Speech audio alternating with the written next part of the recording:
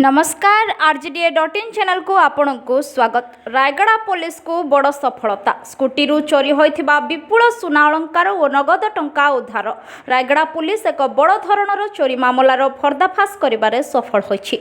गत मार्च 17 तारिख रे सहरर एक होटेल सम्मुखर स्कूटी डिकी भांगी चोरी होइथिबा सुना अलंकार और नगद टंका को पुलिस उद्धार करिछि। सूचना अनुसार चांदिली थाना अंतर्गत थेरुबाली ग्रामर संतोष कुमार महापात्र गत मार्च 17 तारिख दिन रायगड़ा सहर स्थित स्वागत होटेल को मध्याह्न भोजन पाई जाइथिले।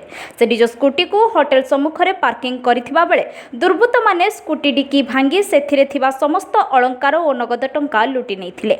एनेई रायगड़ा थाना रे अभियोग हेबा परे पुलिस तदंत आरंभ करिथिला।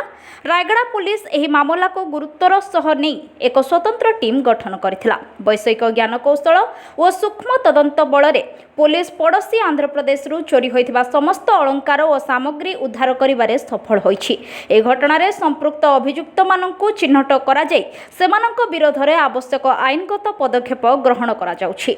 पुलिस रो ही त्वरित कार्यानुष्ठान को साधारण रे बेस प्रशंसा करा जायछि।